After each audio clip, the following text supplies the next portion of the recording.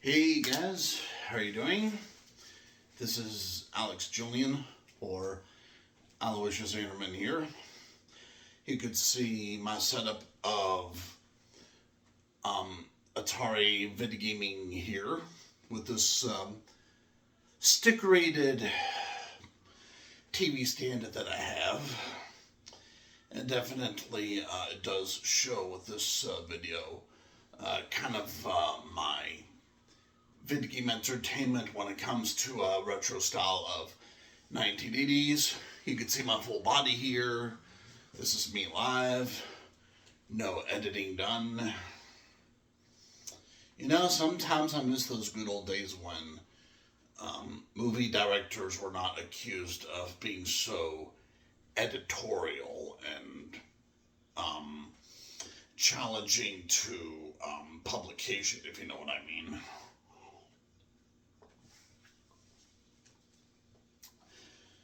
This is, of course, Powerade Zero grape that I have here.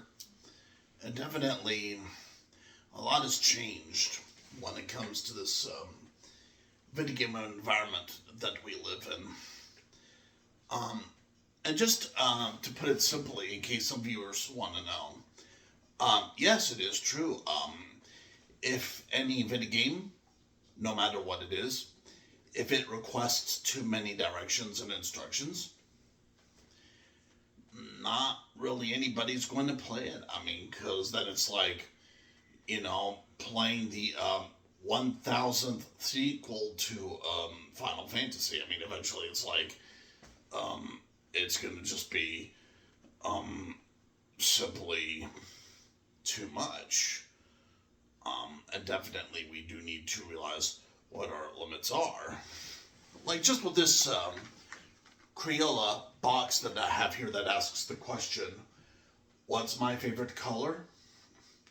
Well, my answer to that is, well, why should I choose a favorite color if I do not already know yet if all of the colors are even here, you know?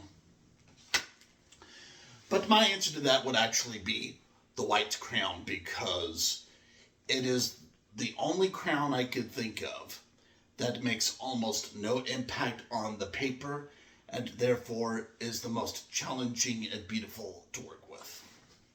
To use the white crayon from the Crayola box, what you have to do is first put down the colorful colors first, or have some kind of colorful background or atmosphere, and then you use the white chalk as kind of like a massaging or glossing effect for the surface of saturation for the other more pretty and beautiful Crayola crayons, although they can use more glitter, shine, and polish if there's not enough light to reflect on the ignorant darkness somewhere on the piece of Crayola page. Now, if I get up here and just show you around with this video, you can see right here that this is my setup of just general Atari equipment I have here. And definitely it does get mind-numbing over the years. Interestingly enough, I've even taken some recent tests on YouTube that suggest that it's possible that my mind is becoming more and more of that of an aging old adult, which does have me scared because that can mean Alzheimer's or something in my near future, you know.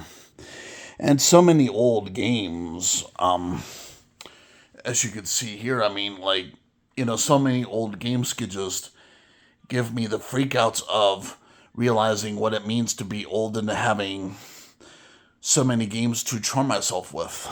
It just, with what my finger points there, my Southwestern lamp that I got from lamps.com, I got that during COVID when it was just beginning, and that lamps.com company did a really good job of delivering that Southwest brown, black, and pearlish lamp to my door. And I get lamps like that because, to put it simply, with how bright light bulbs get, especially with those modern swirly mercury bulbs and everything, you need lamps with like heavy, dutiful shades to tone down the light bulbs, or else you might get like too much, light bulb shine like here. Like you could see with these light bulbs here, if I may point out house design, you can see how very bright light bulb lights can be very irritating to the eyes. And there was a British artist who did notice that so many of these colors can really impact just the general comfort of the eyes for the saturation of the room. And definitely he was right about it. And, that's why I think, colors like black and white and red should not be so overrated, because it's like, or even underrated, because, well, they can tone down saturation flash defects that can occur injury on the eyelids, in particular the pupils of the red eyes. And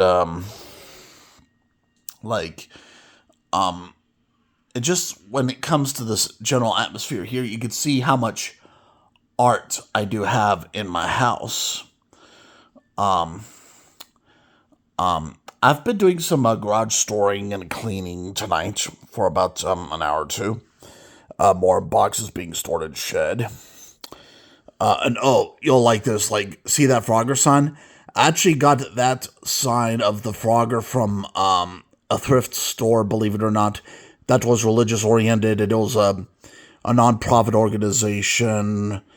And it was near around the Valencia area, where there was In-N-Out, Best Buy, and some weird and gigantic seafood shrimp supermarket or something. And now look, now remember this Xbox guy? I mean, really, do you remember this Xbox guy? And just so you know, this was the original Xbox controller that many parents were complaining about in Ventura. If you are a modern Xbox gamer, you could see how much bigger this Duke Xbox controller is. I mean, you could even look at the buttons and be like, oh my god, that's really big. And just this logo sticker of the Xbox frame on the controller base can be sticky under certain degrees of weather and temperature, and the thumbsticks look more like, almost like a pellet mushroom thubs, and it's very strange, very, very strange. And, but if I go on a trip to somewhere in the United States again, I'll probably bring something like this. I got this from a Tehachapi Rest place here in town, and this is a Southwest style Chicano Hispanic-based neck rest for bus riders and car riders who need a place to rest their spines and such. Now, you're probably seeing flat screen TVs like that, and you're probably wondering, can any flat screen TVs work with old video game electronics? Well, a lot of it is from trial and error, but definitely I could say with certainty that I do not think that 4K TVs at all cooperate with old gaming machinery like this. Definitely the highest pixel TV you can have that can work with retro video games like this would be this TV, which I have here, which is a Westinghouse 1080p high definition TV. This TV right here is the highest HD TV you could have that could play retro old video games like this. Otherwise, if you get 4K or higher or 2K or higher, it's very doubtful.